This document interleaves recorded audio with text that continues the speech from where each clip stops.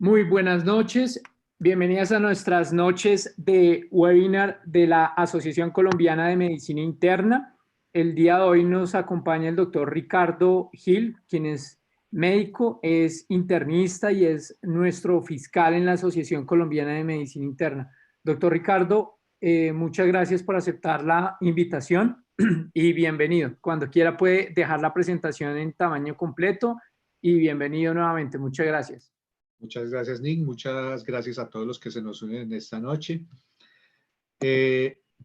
La idea de la presentación, más que hablar de cifras duras acerca de coronavirus y todo, es hacerlo de pronto un poco más dinámico, hablar de genética, hablar de algo de fisiopatología, hablar de algo de historia.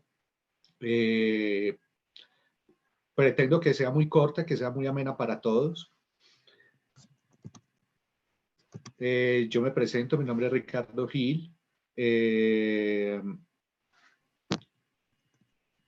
Yo soy... Doctor Gil, Sí, por favor, active su cámara. No lo vemos. segundo.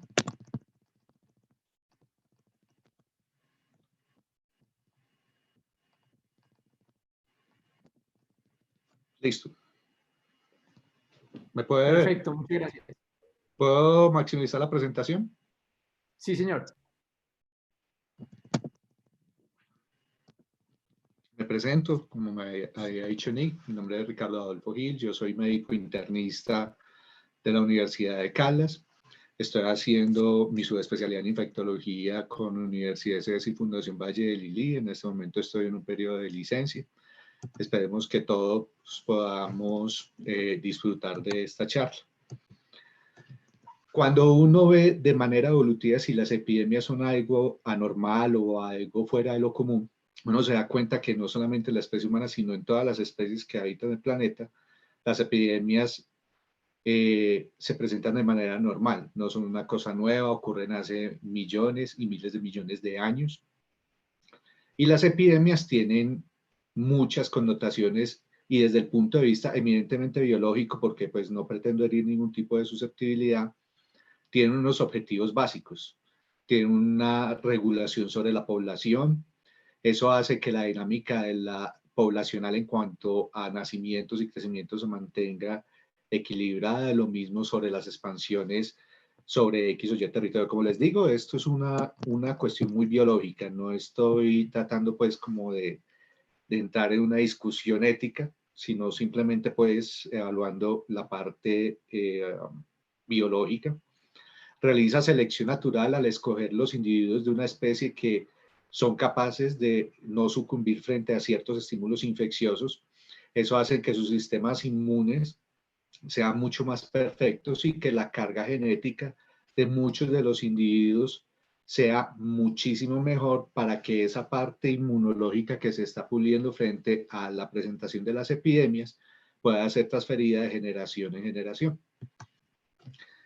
Lamentablemente, en la historia de la humanidad hemos tenido grandes epidemias, de la que más grande tenemos registro ha sido la peste negra, la peste bubónica, pero hablando en el sentido estricto de la palabra, no ha sido la única epidemia reciente de tamaño apreciable. Tuvimos la del ébola, que si bien fue confinada a ciertos países de la región africana, hay unos casos exportados a partir de esas epidemias a Europa y Estados Unidos. Esas epidemias, la de ébola, teniendo en cuenta la agresividad del germen y las vías de transmisión, fue una de las más graves que pudo haber tenido la humanidad. Dejo las tres últimas, la de la influenza aviar, la del H1N1 y la del SARS de 2003, para recordar que las tres tuvieron, de las tres, dos tuvieron origen en el sudeste asiático. Y de eso hablaremos brevemente más adelante, por qué esa predilección de este tipo de virus por salir de esa región, sobre todo de la parte más meridional de China. La humanidad ha tenido que enfrentar estos retos, quizás como este no, pero coloco la diapositiva para recordar que hemos tenido oportunidades, como vamos a ver más adelante, sobre todo con el SARS de 2002-2003, que fueron desaprovechadas. el H1N1, siendo otro tipo completamente distinto de virus, con un potencial de mutación un poco más alto, no se expandió por el mundo de la manera en que se está expandiendo el SARS-CoV-2. Tuvo una mortalidad muy distinta, el desarrollo de las vacunas fue diferente. La humanidad ha estado sometida a esta y a otras epidemias, cólera en los países más pobres y hace más o menos 120 años, fiebre amarilla, dengue que está activo en Colombia, sobre todo en la parte del Pacífico del Valle de Cauca. Nosotros hemos tenido que convivir con todos estos gérmenes y al convivir con estos nosotros hemos de cierta manera desarrollado nuestro sistema inmune de manera evolutiva. Mucha gente me ha preguntado, ¿esto de los coronavirus son nuevos? No, no son nuevos. Tenemos la presentación inicial del primer brote de SARS, que fue en el 2003, que también salió de China, de Hong Kong y de la parte sur de China. Pero más viejo que esto es que muchos de los ancestros de los coronavirus humanos y no humanos datan de cerca de más de 1000 años. Posiblemente los de los animales tengan una datación mucho más distinta. Que exista un progenitor común para todas las especies de estos tipos de coronavirus no se ha logrado detectar. Inicialmente, la primera clasificación inicial de los coronavirus fue coronavirus humanos y coronavirus zoonóticos, como se ha llegado a decir, sin importar que como les estaba explicando, en la medida en que el ser humano se ha civilizado, ha tomado asentamientos, hizo la agricultura, este virus aprendió a evolucionar. De estos coronavirus, de los patogénicos de interés humano, tenemos datos que van de más o menos 1000 a 1200 años y algunos registros en el Antiguo Egipto y en los inicios pues, de la parte de más o menos 800 a 1000 en Europa. Entonces es una enfermedad que nos ha acompañado durante mucho tiempo. Los coronavirus tienen un espectro en animales pues muchísimo más amplio, habitan una gran cantidad de animales. En los humanos, el espectro de coronavirus conocido ha sido por episodios gripales, ha sido discutido la presencia de cuadros diarreicos, pero sobre todo ha sido asociado a lo del resfriado común. Esta es una gráfica que ilustra lo que pasó ahora con este coronavirus. Desde el punto de vista genético, el coronavirus que nosotros estamos enfrentando en este momento es un coronavirus que es diferente en ciertas secuencias de inserción y de elección genómicas con respecto al del 2003. Inicialmente se creía que era un virus distinto, o sea, no perteneciente al coronavirus, sino a otro tipo de virus, pero después los estudios de secuenciación lo afiliaron casi en un 80-85% al mismo virus que ocasionó el SARS en 2003. Hay que recordar que esa epidemia del 2003 fue eficientemente controlada, afectó países del sureste asiático, Corea, afectó a Hong Kong, China, Japón, muy pocos casos en Europa y sobre todo a Canadá. Tenemos desde el 2003 que las medidas de contención, distanciamiento y aislamiento fueron completamente enérgicas y el transcurso del control del virus se logró obtener para mitad de ese año. Desde ese entonces nunca más supimos de cosas de epidemias de coronavirus, más allá de algunos brotes también en el sudeste asiático y brotes esporádicos en Europa. Resulta que a inicios de diciembre empezaron a llegar a las provincias meridionales de China una serie de casos con pacientes que tenían unas neumonías, pues lo que nosotros conocemos por atípicos, pero sin lograr ese aislamiento microbiológico. Estamos hablando que la parte clínica ya había empezado en diciembre de 2019 y es bueno tenerlo en cuenta para evaluar lo de la parte epidemiológica y lo de la parte de la historia que estamos hablando. Para el 29 de diciembre, en realidad el 28 de diciembre, hubo la descripción de los primeros 4 casos por un médico chino que él murió dentro de la epidemia. China, el Centro de Control de Enfermedades, así como Estados Unidos tiene su CDC, China también lo tiene, reporta que evidentemente hay unas neumonías atípicas, entre comillas, y se informa solo hasta el 31 de diciembre, estamos hablando casi un mes de diferencia, al Centro de Control de Enfermedades y a la Organización Mundial de la Salud, que están empezando a aparecer unos casos de una neumonía extraña, con unas tasas de mortalidad altas entre la población mayor de 60 años, pero que también podía afectar jóvenes. Y solo hasta el 6 de enero China empieza a aumentar los niveles de respuesta frente al virus, cuando empieza a verse que el comportamiento empieza a ser exponencial. Se aísla hacia el 10, la primera secuenciación genómica se obtiene entre el 10 y el 12 de enero, y desde el inicio de las neumonías atípicas que ellos detectan hasta cuando Wuhan, que es considerado el epicentro de la epidemia en China, pasa esto, pasan cerca de 2 meses. Pues es 6-7 semanas.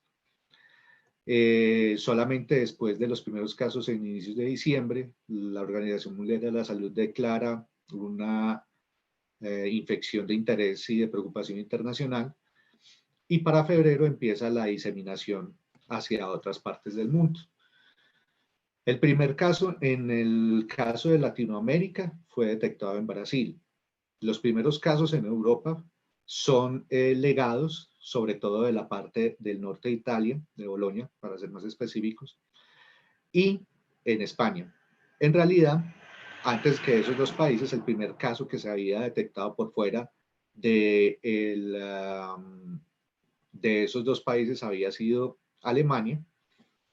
Hay el primer caso de transmisión autóctona solamente hasta el 27 de febrero en España, y ya para el 11 de marzo teníamos que la OMS declara el estado de pandemia global basado en que ya estaba presente en al menos 5 continentes. Como les explicaba ahora, el SARS solamente es una forma de presentación de neumonía aguda severa que ocurrió en el 2003, pero también tenemos otro representante de esos coronavirus humanos de alta virulencia o agresividad, que posteriormente se transcribió como el MERS.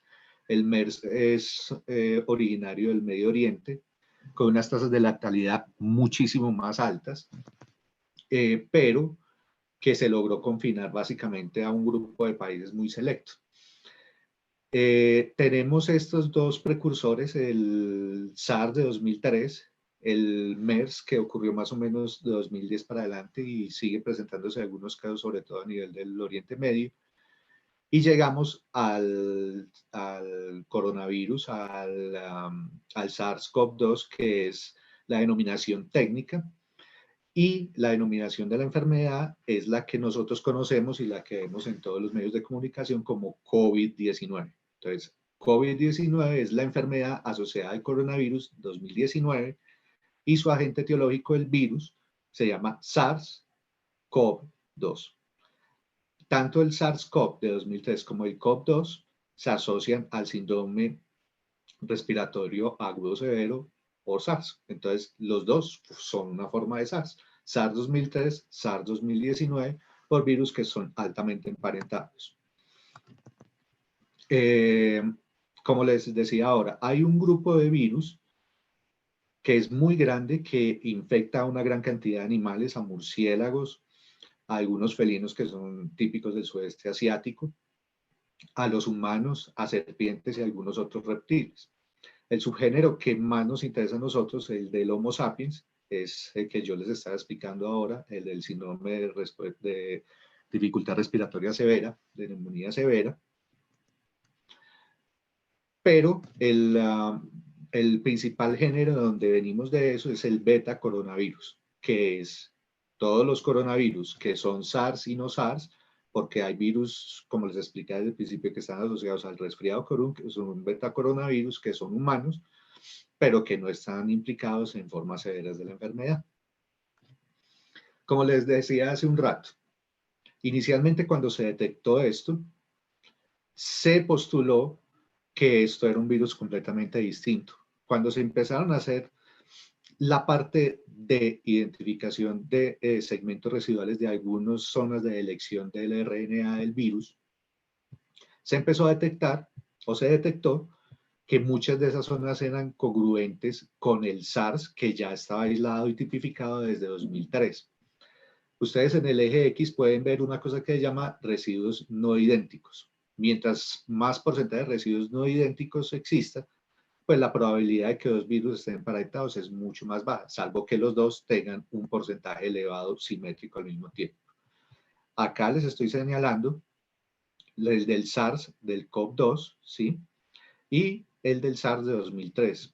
Aproximadamente, pues es variable, pero entre el 85-90% de secuenciación de este tipo de zonas de elección es similar entre uno y el otro virus. Entonces, muy entrado esto, nos empezamos a dar cuenta que nos estábamos enfrentando realmente a un SARS. Mucha gente postuló que era otro tipo de virus, que era un virus que era eminentemente de los animales. Eso sigue siendo tema de discusión, pero en realidad no.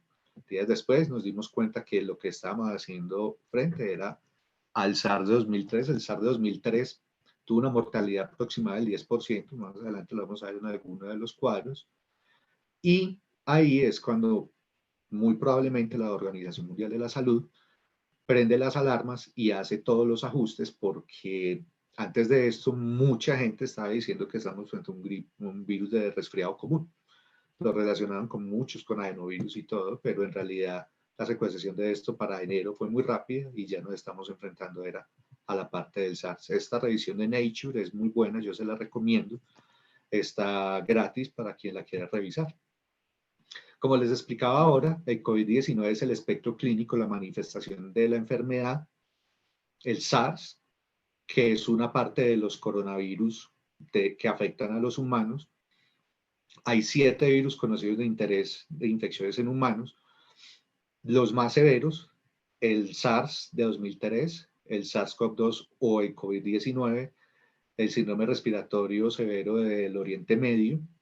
Y hay otros 4, que es el HK1, el NL63, el OC43 y el 229E, que está más implicados en resfriado común, con todavía la discusión que puede ocasionar otro tipo de afectaciones.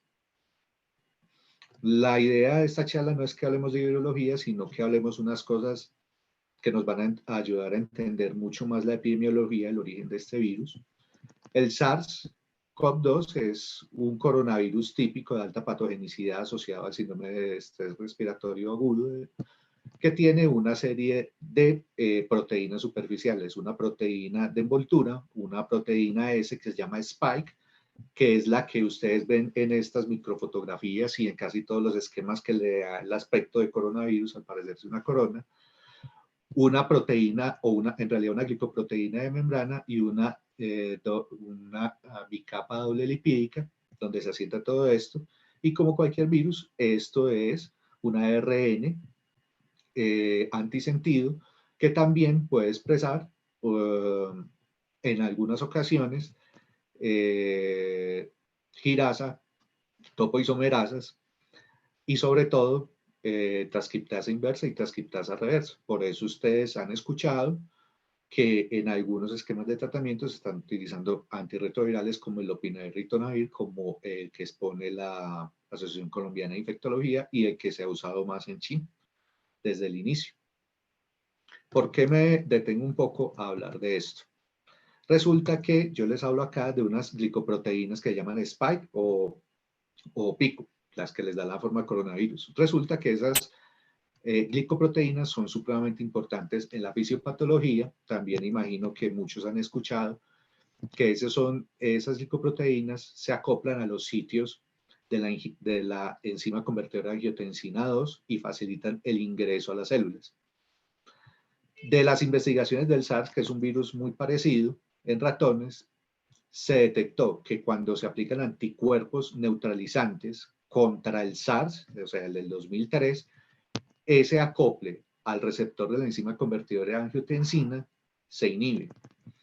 Entonces yo hablaba ahora de muchas cosas que había que discutir de la historia, porque si hubiéramos sido de pronto más expeditos, hubiésemos tenido ya algún tipo de vacuna, así hubiese sido basada en el virus anterior del SARS, que de cierta manera, desde el punto de vista del acople, hubiese sido útil para evitar la dispersión del virus, o al menos hacerlo más resistente al acople de las células. Derivado de las primeras descripciones, porque esto pues se ha ido actualizando, la fiebre la tos y la expectoración han sido considerados como, desde el punto de vista epidemiológico, los signos cardinales. Ustedes pueden ver en la gráfica que la diarrea está en el 4%, pero las nuevas publicaciones, sobre todo con la llegada del virus al área de Nueva York y circunvecinos y al área triestatal, muestran que la diarrea puede ser un precursor de síntomas de severidad y que también de manera precoz la pérdida de gusto y la anosmia junto con la diarrea pueden llegar a ser tan importantes como los tres primeros. Lo que pasa es que yo también tengo que anotar acá que la información que dio China al inicio de esta pandemia no fue completa. La Organización Mundial de la Salud sabía que en la medida en que ellos recibían algunos datos y cotejaban con los mecanismos que ellos tienen y con la parte de inteligencia epidemiológica, habían cosas que no cuadraban, ¿sí? Para los chinos la diarrea fue muy escasa, pero en la parte occidental, sobre todo en la parte del norte de Italia y en España, y cuando llegó a Estados Unidos, la diarrea sí empezó a verse. Cuando empezaron a revisar los registros que se han ido liberando a cuentagotas de parte de China, se dieron cuenta que la diarrea era mucho más común de lo que reporta esta tabla. Mucha gente ha dicho, es que este virus, el COVID, mutó y va a acabar con la humanidad y cuando muta, pues entonces nos va a acabar a todos. Hay que aclarar que el virus ya mutó desde el punto de vista biológico. ¿Por qué? Sabemos que posiblemente la parte inicial es de un animal. Para que del animal pase al humano, ya tuvo que haber mutado. O sea, el fenómeno de la mutación es una cosa que ocurre normalmente dentro de las epidemias por virus. Varios investigadores, que es otra revista que es muy importante de Nature, empiezan a hacer la secuenciación genómica con lo que facilita China y nos damos cuenta que el virus que está circulando ya en humanos, esto no es de los animales sino de los humanos, tiene dos serotipos. ¿En qué se basa? En esa parte, en una parte proteica de ese receptor que le da la forma de corona, por eso lo mencioné ahora, y en los SPL, que son las proteínas de envoltura y otra parte de las glicoproteínas de la bicapa lipídica, que hacen que tengan ciertas connotaciones distintas. Entonces tenemos dos mutaciones, si quieren llamarlo así, en realidad son dos serovariedades, donde el 70% es una forma L, que la llaman azul, la S, 30% la llaman rojo, el más prevalente es el azul, y el que está más asociado a la agresividad es el L. El L es el subtipo que se aisló en Europa, que se aísla en Estados Unidos y que creemos está circulando acá en Colombia. El S le llaman el ancestral porque de la parte de las secuencias de elección se detecta desde hace muchísimo tiempo en este y en otros coronavirus. Y ustedes también pueden leer que esa subvariedad L, la azul, cada vez más tiene un término que llaman presión. ¿La presión qué es? Que están tratando de reducirse los casos y eso básicamente es debido a las medidas de confinamiento que evitan que la subvariedad azul o la subvariedad L trate de circular lo menos posible. Bajo esta clasificación taxonómica que les acabo de mencionar que sale en Nature, el Instituto Nacional de Salud en convenio con el Instituto de Investigación von Humboldt empieza también una secuenciación muy interesante genética en la cual nos damos cuenta que el virus que circula en Colombia tiene un origen común con el que circula en Madrid. Esta gráfica que ustedes están viendo acá es supremamente más grande. De hecho, cuando uno la amplía no cabe en el computador, tiene que darle uno como 3 clics. Y esa está completamente emparentado con el virus que está circulando en el sudeste asiático, en Wuhan, y realizado en otros países, sobre todo el estudio en Chile, en Letaica, muestra que es variedad L, o sea que es la variedad más agresiva y que debemos asumir que si compartimos este precursor común entre Chile y nosotros, que es a su vez origen de Europa, que es a su vez origen del virus de Wuhan, asumimos que la circulación del serotipo L es el más prevalente de nuestro país. ¿Qué teorías desde el punto de vista epidemiológico vienen del SARS? Bueno, en realidad no son una ni dos, sino que son tres. Bueno, la primera es una mutación en el dominio de la unión del receptor, se llama RBD por sus siglas en inglés, que es el análogo al receptor de la enzima convertidora de angiotensina, que también me imagino que han escuchado hablar algo en cuanto al potencial o no de medicamentos como los inhibidores de la enzima convertidora o los inhibidores del receptor de la aldosterona. Y hay otro sitio, que es el clivaje polifásico de furina, que para hacerlo en términos entendibles, tiene que ver con esa glicoproteína E y con la glicoproteína N. ¿Esto sirve de algo? Claro que sí. Esto primero nos ayuda a entender la fisiopatología que va más allá de la intención de la charla y nos ayuda a entender dónde empieza la parte de los animales en este asunto. Resulta que se ha discutido mucho cuál ha sido o ha podido ser el animal donador que facilitó este tipo de mutaciones RBD y del declivaje polibásico. El candidato número 1 de cargar el virus de lejos es el murciélago. ¿Por qué? Una homología cercana del 90-95% con el virus actual y con los pangolines, que es muy cercana también. De los dos, el más cercano sigue siendo el murciélago. Por ahí, ayer salió una publicación que de pronto puede haber sido huésped de internet de los perros y todo eso, pero eso no se ha podido comprobar.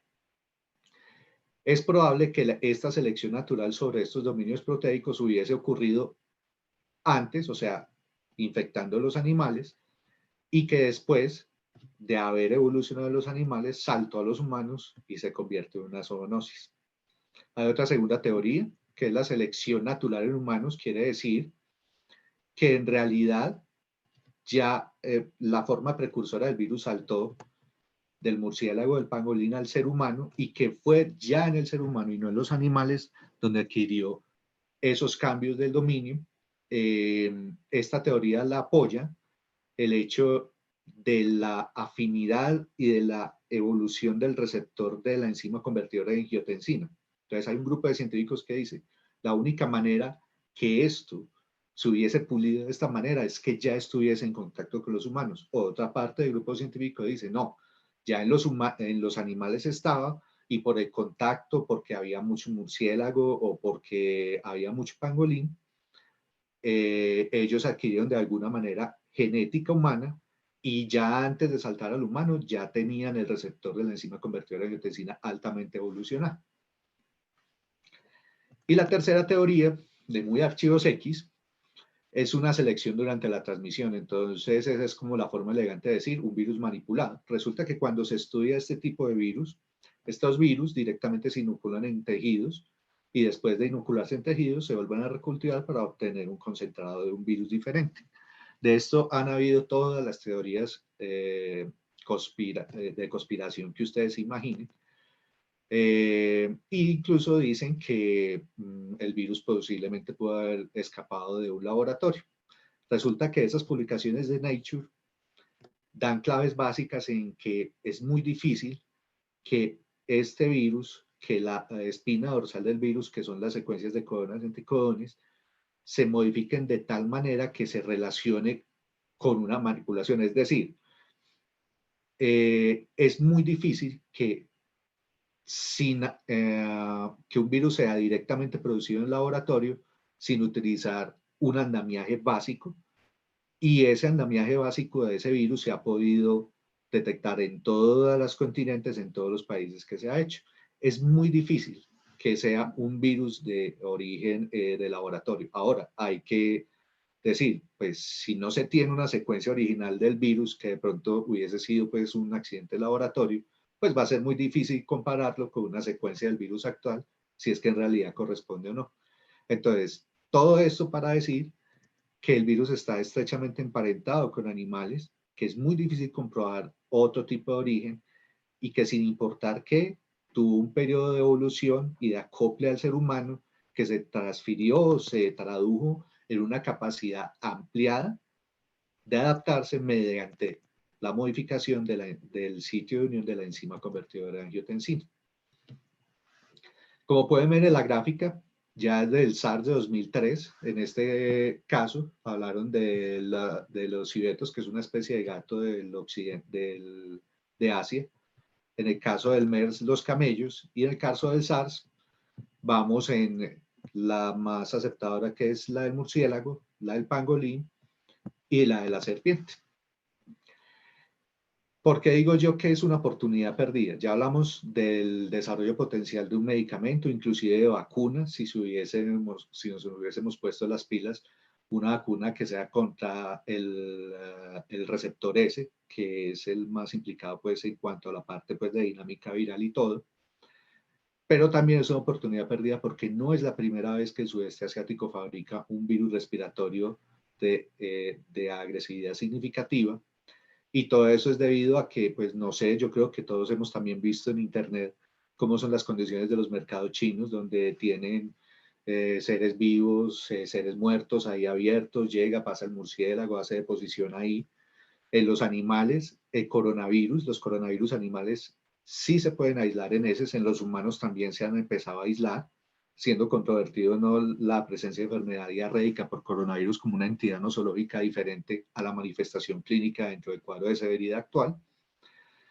Pero fue la conjunción de muchas cosas al mismo tiempo, no solamente virales, no solamente de animales, sino solamente ambientales, sino humanas, la que no solamente condicionó la presencia de este virus, sino de los otros virus que yo les he mencionado. Entonces, ¿de qué manera el humano se infecta y de qué manera el humano se lo pasa a otros humanos? Todos hemos visto lo de los mecanismos de las gotitas de transmisión aérea por contacto y por superficies del COVID. Resulta que quien hubiese sido el caso cero, al parecer China ya lo tiene detectado y es muy importante para ver la secuenciación del virus y la respuesta de anticuerpos, sobre todo ahora que vamos a empezar a introducir pruebas rápidas en el país y ya se usa en algunas otras partes. Esta persona, de una u otra manera, se infectó. Es el caso cero, que es el caso que más se persigue en epidemiología para entender la parte inicial. Y la persona se enfermó y empezó a ser sintomática y empieza a producir las gotitas. Esto está escrito desde 1890 por el profesor Fluch.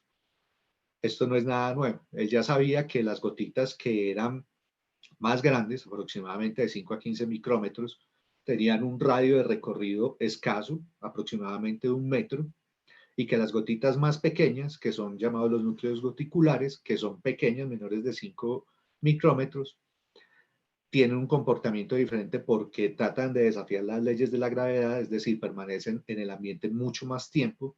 Las gotitas de Fluch de 5 a 15 micrómetros pueden estar 5 minutos, los núcleos goticulares son más, pueden durar 30 minutos, porque esas partículas tienen un comportamiento diferente sobre la gravedad y pueden ir mucho más lejos, hasta 1.8 metros. Las gotitas de Fluch, las gotas más grandes, son las que están implicadas en la epidemia actual, en la contaminación de fomites, de los celulares, de las superficies de trabajo, las manos, los instrumentos de trabajo, y esa es la que dice la OMS que es el mecanismo de transmisión que ellos dijeron en algún momento, es que esto no se transmite por vía aérea, no, sí se transmite. Lo que pasa es que gran parte de los índices de transmisión actual de la infección son derivados de estar en contacto con fomites, ¿cierto?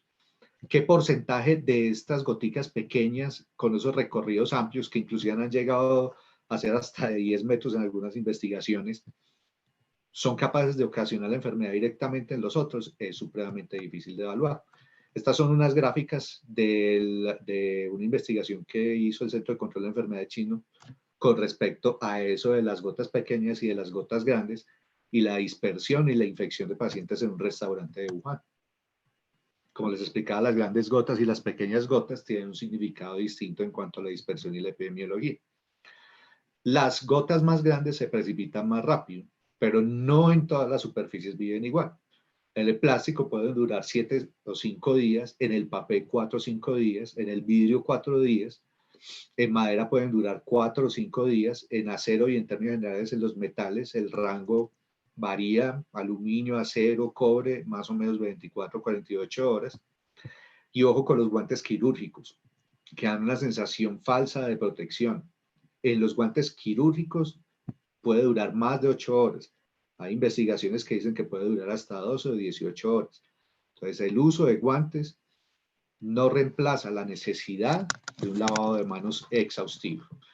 Entonces, esto fue un cambio también muy importante. ¿En qué sentido? En el sentido de que pensábamos que eso era de transmisión aérea, con gotitas pequeñas que la persona inhalaba, pero no, resulta que esto puede ser igual de importante. De hecho, para OMS puede ser inclusive más importante que el de dispersión aérea.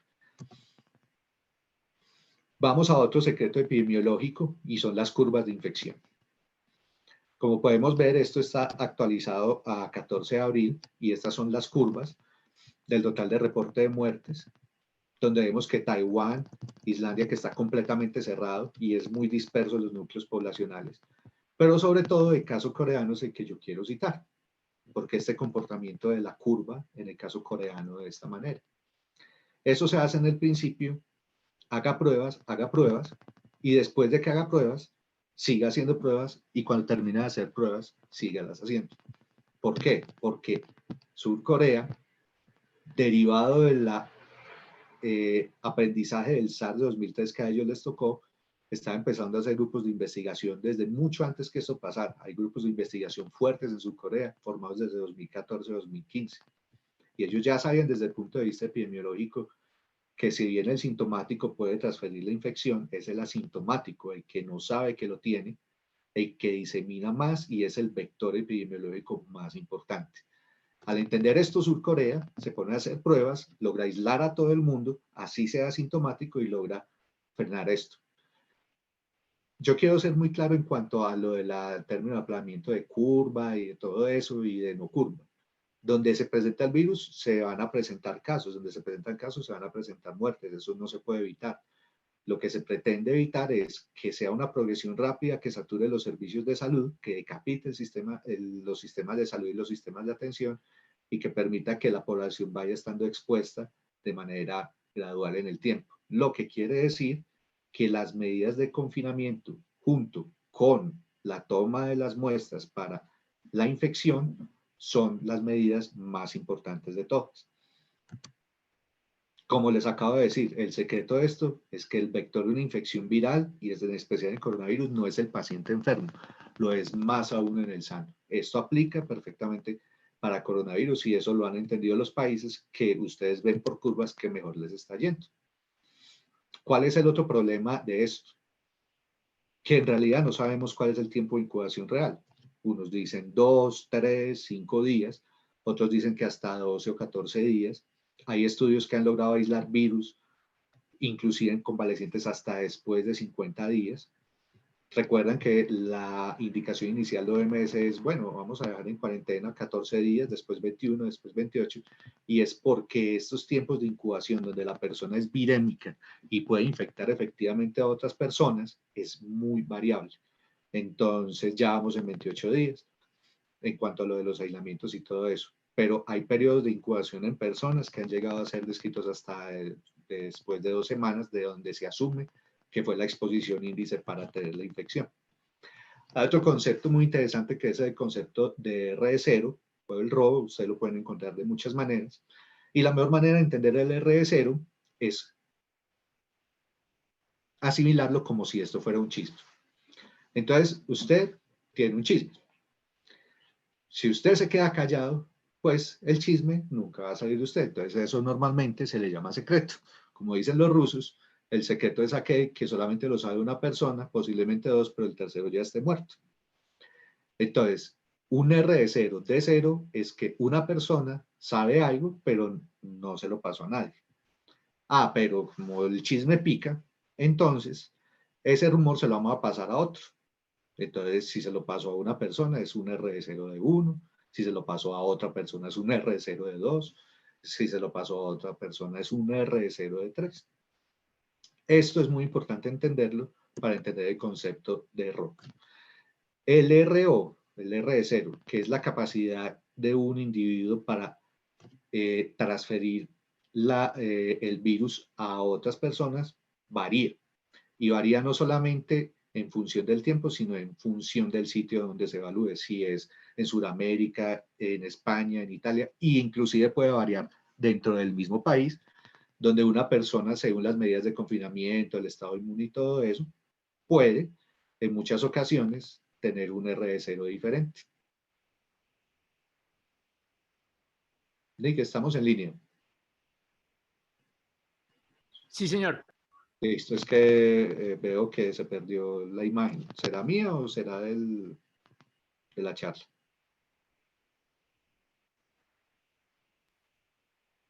Por favor, continúa, doctor Gil.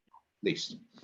Entonces vamos en el concepto de R0, la capacidad efectiva de que el individuo X le transfiera el virus a otros dos individuos.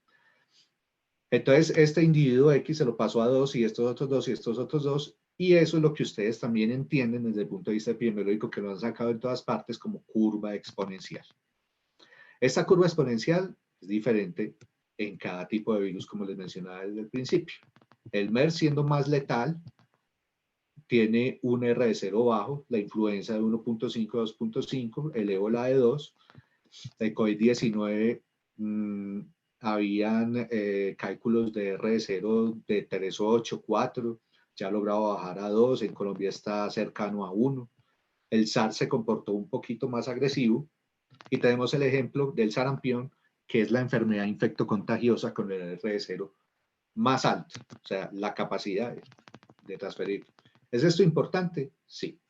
Resulta que el Colegio Imperial de Medicina de Londres se puso a evaluar el R0 basados en intervenciones iniciales o tardías, y que se dieron cuenta que siendo 100%, la columna que ustedes ven a la derecha es no hay transmisión, el confinamiento y el bloqueo de las ciudades es la medida más efectiva para evitar que el R0 suba.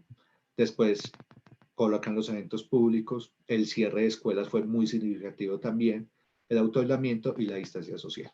Lo que quiero con esta gráfica es explicarles que no hay una sola medida aislada que sea la referencia para esto. Estamos hablando del aislamiento social, estamos hablando del autoaislamiento, del distanciamiento social, de lo de eventos públicos y todo. Y que el R0 es muy diferente. Entonces, los R0 considerados entre 1 y 5 son considerados contagiosos. El R0 de 5 a 7 es considerado muy contagioso. El R0 de 7 a 12 es considerado altamente contagioso. Y como el sarampión, vacune ahora o corra lo que más pueda para los R0 que son mayores de 12. Un R0, como ven acá, no necesariamente se correlaciona con la mortalidad. Por ejemplo, tenemos que el tratamiento con VIH tiene una mortalidad muy baja y un R0 que está cercano a 3.5, y nuestro amigo ahora, el SARS-CoV-2, está con un R0 que está aproximadamente cercano, digamos, un promedio de 2.5 a nivel mundial, ¿sí? Y una mortalidad que, dependiendo de dónde se tome la referencia, es cercana al 5 al 10%. En este momento, la mortalidad global está en 6.7%, y en el registro de Colombia para el día de hoy la mortalidad está en 4.5%.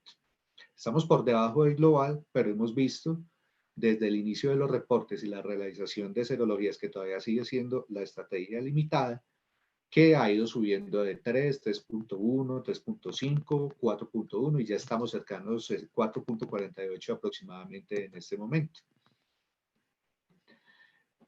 Colombia no se puede considerar un país con una hiperendemia todavía de la enfermedad. Colombia se han hablado de cosas buenas y de cosas malas. Cosas malas dentro de la estrategia fue no haber bloqueado los vuelos de otras partes de manera temprana, y lo de la parte de lo de la realización de pruebas. Cosas buenas, el confinamiento, que muestra claramente, como ven acá, que ese pico que todos hemos visto en las noticias, que es en campana, que es hiperagudo, se está aplanando. Eso es lo que nosotros llamamos aplanamiento de la curva, y que efectivamente el país está haciendo.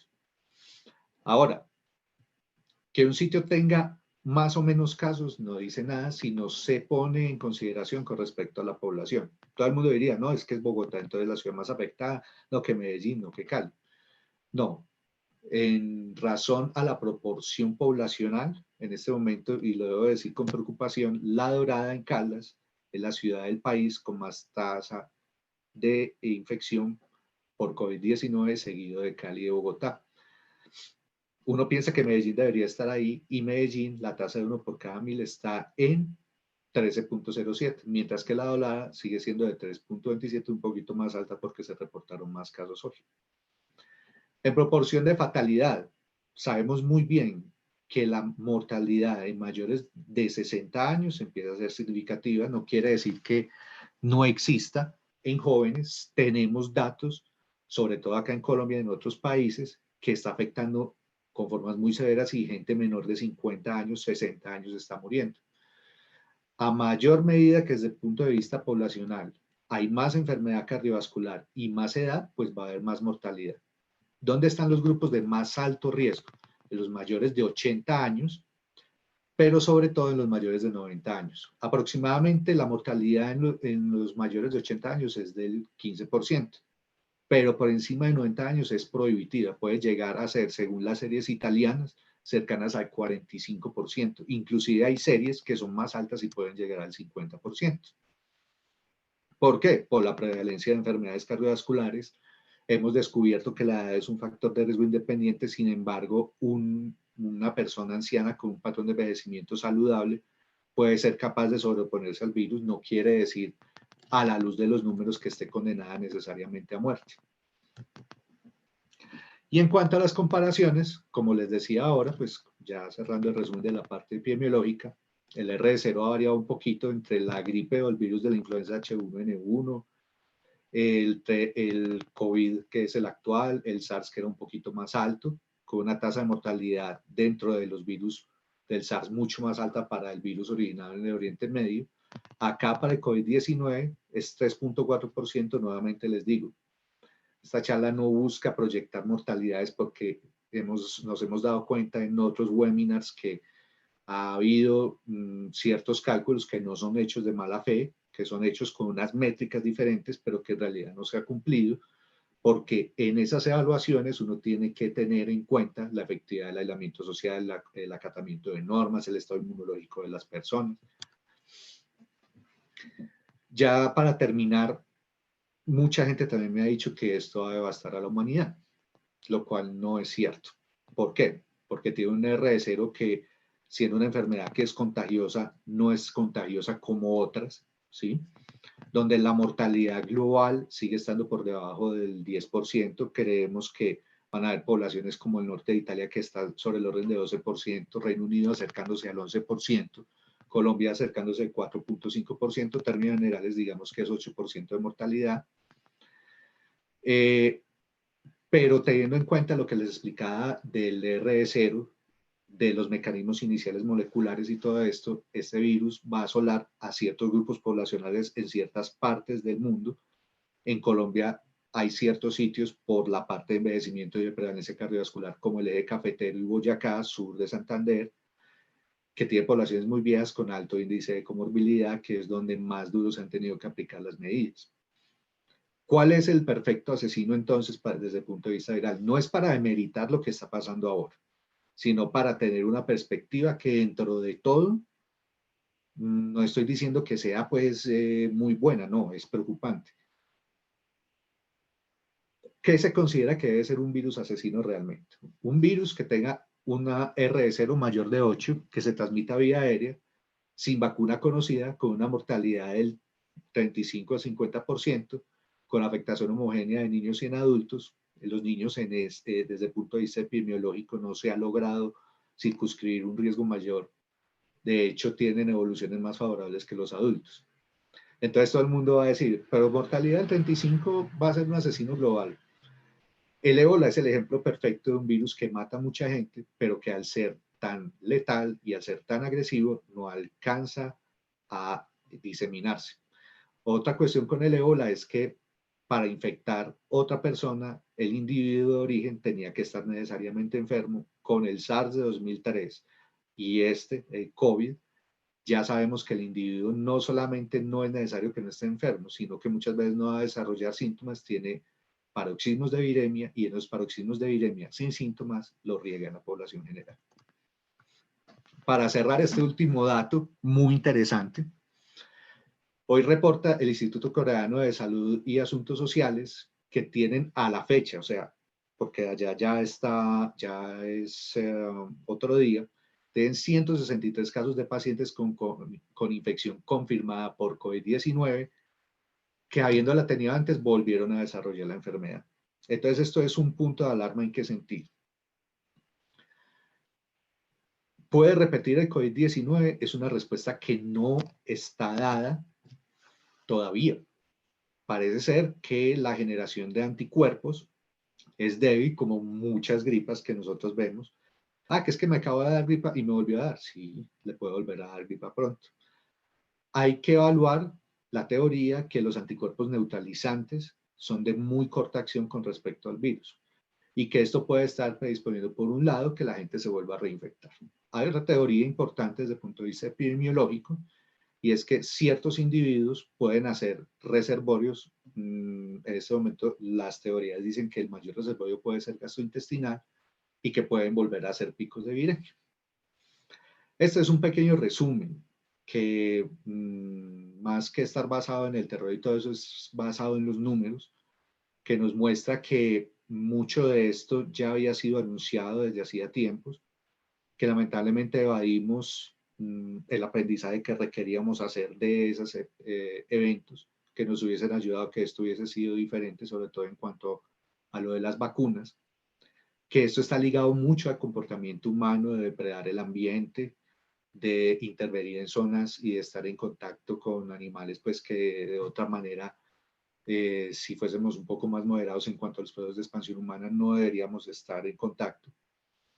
Va a seguir pasando, lamentablemente. No es una cosa agorera, ni es que yo sea un chulo o un ave mal agüero, sino que tenemos que ser conscientes que eventualmente esto va a volver a pasar en la medida en que nosotros no tomemos las medidas de cuidado con el ambiente, de cuidado con nosotros, y aprovechemos los conocimientos y el sufrimiento y las pérdidas que hemos tenido todos como humanidad para desarrollar las vacunas, que creo va a demorarse un tiempo mientras que logramos entender bien esa parte inmunovirológica.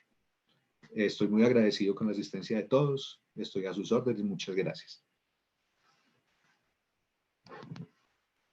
Muchísimas gracias, doctor Gil, por su magnífica presentación. Creo que fue muy precisa y nos compartió. Como tenemos un espacio de 7 minutos para preguntas, entonces ya tenemos algunas preguntas en el chat. Bueno,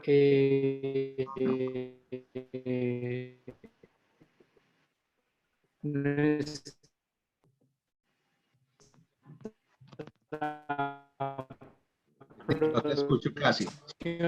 Presidente, la doctora, muchísimas gracias. Arrancaron con la lluvia y arrancaron con las cerca del uso de plasma en pacientes con COVID.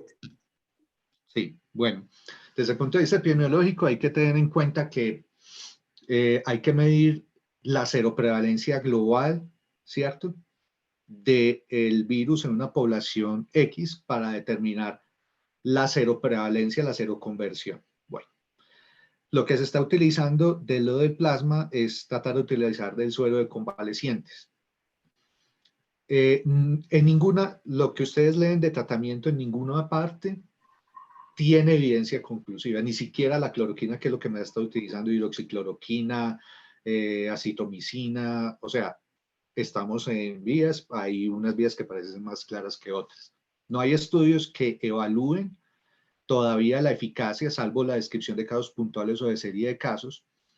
Hay que estar atentos porque es muy interesante saber que la respuesta de anticuerpos que buscan que haya inhibición en los procesos agudos, pues tratan de ser más M, y algunos pues tienden a ser más de inmunoglobulina G, que son las que se reportan más tardías. De las investigaciones previas de intento de vacunas con el SARS, sabemos que uno de los principales cortapistas es la corta vida de los anticuerpos que produce el paciente que dona los anticuerpos, ¿sí? Puede ser una estrategia interesante que se ha aplicado en otras enfermedades. Por ejemplo, con el ébola se aplicó exactamente lo mismo. Muchos de los casos fueron exitosos, pero pues es una intervención costosa, es una intervención biológicamente riesgosa. Aunque hemos avanzado mucho pues, en los serotamizajes para enfermedades transmisibles, no deja de ser un riesgo. Creo que necesita más investigación. En la medida en que entre más estudios de cero prevalencia, creo que vamos a poder disponer de más pacientes que puedan hacer las donaciones. Muchísimas gracias, doctor Gil. La siguiente pregunta, ¿qué opina acerca de los estudios que hablan de que esta infección va a ir hasta el 2022? Sí, resulta que esta infección entró en el invierno en China, en todo el sureste asiático, y en la transición invierno-primavera en Europa y Estados Unidos. De por sí hay un pico de coronavirus no SARS muy grande en esas épocas, mucho resfriado común. Pensamos que el virus cuando llegaba a una zona cálida iba a desacelerar, pues nos hemos dado cuenta que no, que la parte de la dinámica de transmisión epidemiológica es más fuerte de lo que creíamos, ¿sí? Pero resulta que este virus, con las medidas que van a pasar, va a bajar a cierto nivel, pero no va a desaparecer.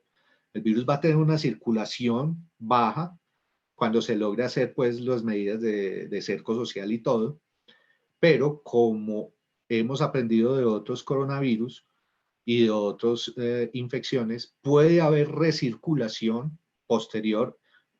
Por ejemplo, en estos países de China y en Europa se espera recirculación para entre noviembre y diciembre hasta enero, febrero. ¿De qué depende esa segunda ola? Del control de que se haga en esta primera ola.